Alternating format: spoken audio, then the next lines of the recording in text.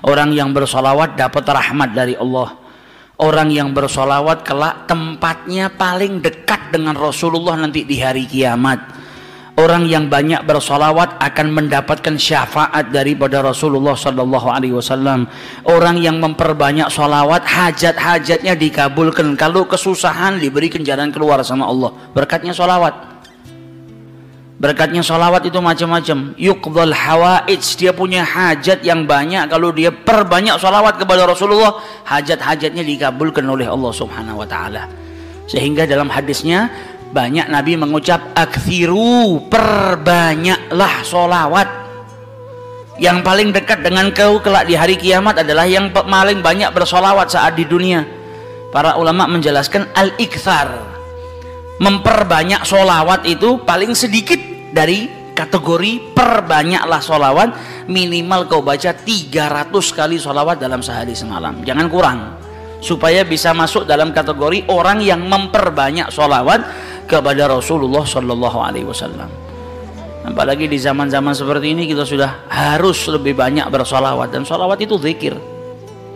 Al-Imam Abdullah bin Abi Haddad mengatakan Allah itu tahu manusia itu gampang bosenan, makanya Allah Subhanahu Wa Taala memberikan ketaatan itu macam-macam bentuknya. Zikir pun macam-macam, ada astaghfirullah, ada kalimat tauhid la ilaha illallah, ada tasbih, ada tahmid, ada solawat. Karena manusia itu punya tabiah bosen, malal. Kalau zikir itu cuma satu, ditakutkan dia nanti sumpek, bosen. Kalau bosen akhirnya dia nggak memperbanyak. Tapi ketika ada banyak macam ketaatan, engkau bisa taat dengan sholat, engkau bisa taat dengan berzikir, engkau bisa taat dengan Allah Subhanahu Wa Taala dengan bersedekah. Macam-macam taat, macam-macam zikir ini menjadikan supaya kita tidak putus untuk ingat kepada Allah Subhanahu Wa Taala. Jangan sampai bosan. Pada dasarnya manusia itu cepat bosan, tapi bukan berarti terus saya bosan dengan istighfar, saya tak ganti ini. Jangan gantinya kita karena bosan, tapi diselang-seling supaya kebosanan tadi tidak timbul. Nah, salah satu yang harus kita perbanyak nanti di bulan Rabiul Awal, bahkan di hari-hari lainnya kalau bisa, yaitu sholawat kepada Rasulullah Sallallahu Alaihi Wasallam. Khususnya di zaman fitnah seperti ini, kita butuh banyak sholawat supaya dapat rahmat dari Allah Subhanahu Wa Taala, supaya kita diberi keselamatan oleh Allah Subhanahu Wa Taala. Dan manfaatnya sholawat banyak sekali. Sehingga diceritakan dulu ada satu orang punya utang 500 dinar. Dia punya utang banyak sama orang, kemudian datang waktunya semua pada nagih, maka dia kebingungan, nggak punya uang. Akhirnya dia pergi ke salah seorang saudagar, dia pinjam uang 500 dinar. Diberikan sama saudagar tadi. Sebelum diberikan ditanya, kapan mau kau kembalikan uang ini? Maka dia berkata, insya Allah di tanggal sekian saya kembalikan. Uang itu diambil, dia bayarkan hutangnya satu persatu. Selesai dibayarkan tidak tersisa uangnya. Gak ada sisa modal untuk dia putarkan supaya bisa bayar utangnya yang 500 dinar ini. Karena apa? Memang dia pinjam sesuai dengan kadar hutangnya. Sampai ketika datang waktu jatuh tempo, yang punya uang datang ke rumahnya nagih, mana uang 500 dinar yang kau pinjam? Kau janji hari ini akan melunasinya. Maka dia bilang, demi Allah sepeser pun saya nggak punya. Saya belum mendapatkan apa-apa untuk saya bayarkan kepada dirimu. Maka yang punya uang nggak mau tahu. Engkau janji tanggal sekian mau kau bayar, sekarang sudah jatuh temponya, maka bayar hutangmu sesuai dengan ucapanmu. Dia bilang, saya nggak punya. Kalau begitu ayo pergi ke Qadhi, pergi ke hakim. Nggak benar ini perbuatanmu. Maka yang ngutang tadi dibawa sama yang punya uang ke hakim. Diceritakan perkaranya, ditanya sama hakim, kenapa tidak kau bayar hutangmu? Bukankah engkau berjanji hari ini akan melunasinya? Dia bilang, iya saya berjanji, tapi saya nggak punya uang. Saya bukan pengkhianat, bukan orang yang mau berdusta. Kalau berdusta saya akan bilang saya nggak punya uang. Nggak ada perjanjian di sini, nggak ada bukti. Tapi saya ngaku kalau saya punya utang dan hari ini saya nggak punya uang untuk saya bayarkan. Maka Qadhi berkata, apa? Kalau begitu kau melanggar janjimu, maka engkau harus dihukum, engkau harus dipenjara. Maka yang utang tadi bilang apa? Kalau begitu ya sudah, kalau memang hukumannya saya harus dipenjara karena saya nggak bayar utang, ya sudah saya terima. Tapi tolong berikan saya waktu 1 hari. saya mau kembali ke rumah saya mau izin dengan istri dan anak-anak saya, besok saya akan kembali ke sini lagi dan masukkan saya ke dalam penjara. Maka sang hakim berkata apa? Bagaimana mungkin saya bisa percaya dengan dirimu? Siapa yang menjamin dirimu? Kalau ada yang menjamin kau bakal kembali ke sini, maka saya lepaskan. Dia bilang, ya Ghadhi, kalau saya niat lari sudah dari kemarin-kemarin saya lari. Kalau saya niat lari saya nggak datang ke sini, maka percayalah saya akan kembali di esok hari. Maka kata Ghadhi, jaminannya apa? Akhirnya lelaki tadi bilang apa? Jaminannya yang menjamin saya adalah Rasulullah Shallallahu Alaihi Wasallam. Maka sang hakim bingung. Maksudmu yang menjamin Rasulullah ini bagaimana? Dibilang, ya hakim, kalau saya besok nggak kembali ke tempat ini, saya bersedia ditolak menjadi umatnya Nabi besar Muhammad Shallallahu Alaihi Wasallam. Ini tidak main-main sumpahnya. Dan ini bukan sembarang orang, memang orang yang soleh.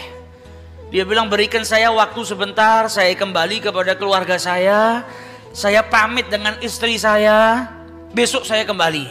Saya bersumpah dan saya siap dikeluarkan dari umatnya Rasulullah, nggak dianggap sama Rasulullah kalau sampai saya berdusta. Maka si hakim tadi mendengar sumpahnya seperti ini, akhirnya dipercaya. Kalau begitu kembalilah. Maka dia kembali ke rumah, dia ceritakan kepada istrinya, dia minta izin sama istrinya, suamimu ini mungkin besok di penjara karena nggak bisa bayar utang.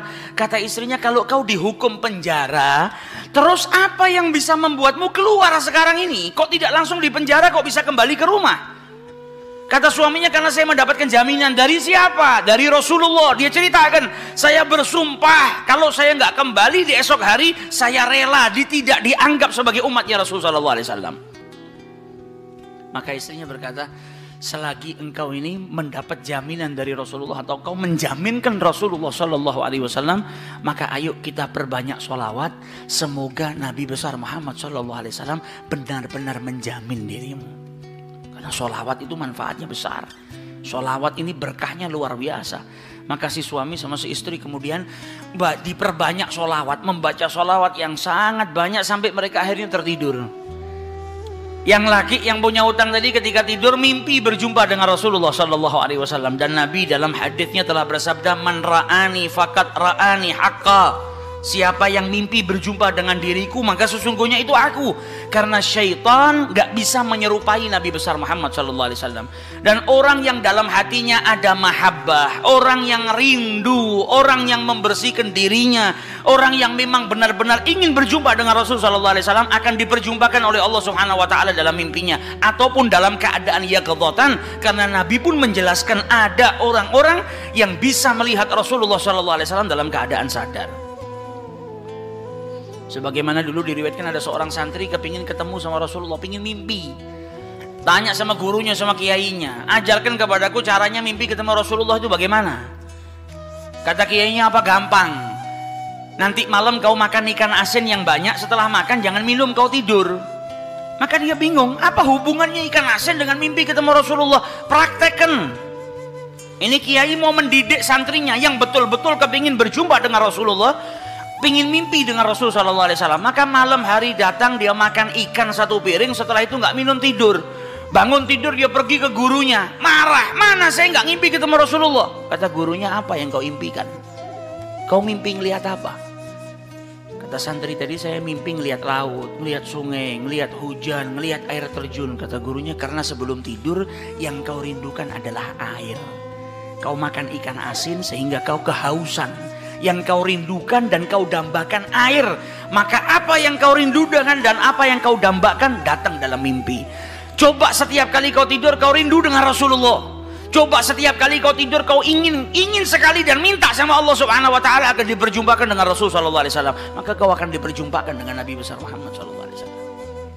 Nah, ini yang diajarkan sama para ulama. Ini yang punya utang tadi mimpi ketemu Rasulullah SAW. Dalam mimpinya apa kata Rasulullah? Kau jangan takut, jangan gelisah. Orang yang mahabbah, baca sholawatnya bukan sekedar baca, tapi baca dari lubuk hatinya, baca dengan penuh kecintaan. Mimpi berjumpa dengan Rasulullah dan berkahnya sholawat tadi bisa menyelamatkan orang, hajat-hajatnya bisa dikabulkan, dapat pertolongan dari Allah Subhanahu Wa Taala.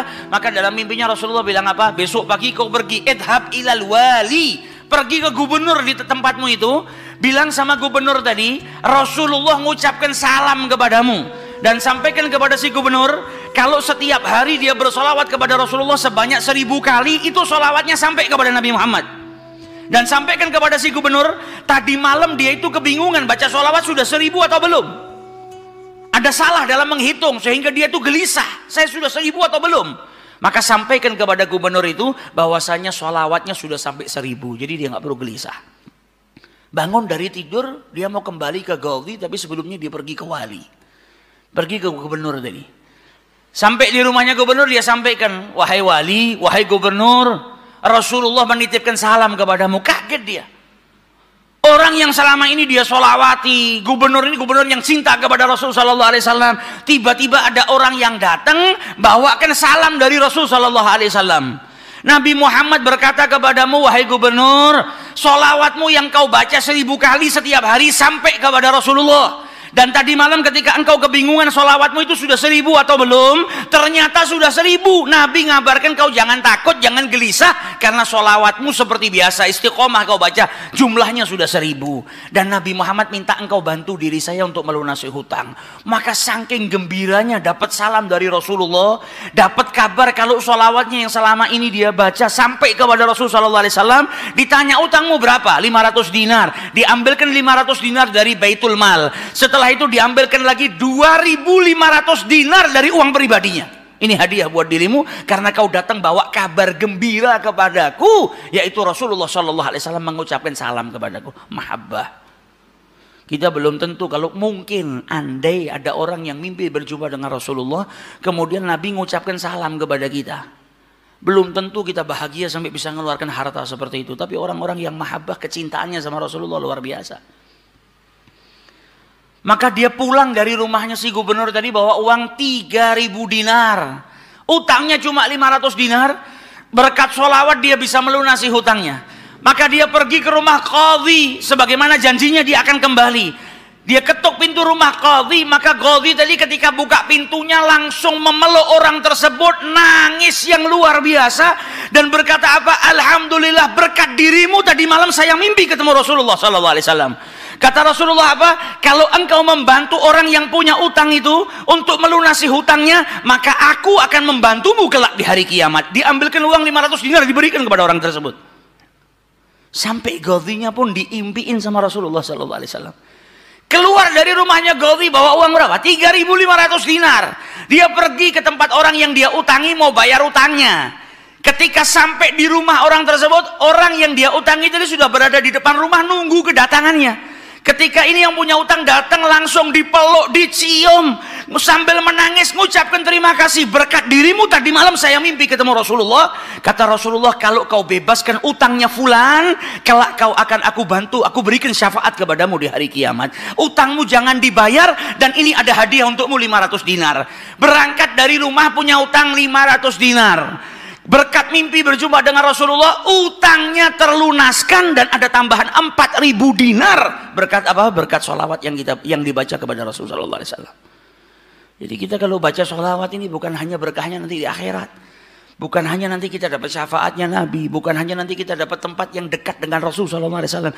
Bahkan di dunia kalau kita ada situasi yang tidak menyenangkan, ada masalah, ada apapun, semuanya bisa hilang berkah daripada sholawatnya yang kita baca kepada Rasulullah Sallallahu Alaihi Wasallam. Karena satu sholawat dibalas dengan 10 rahmat.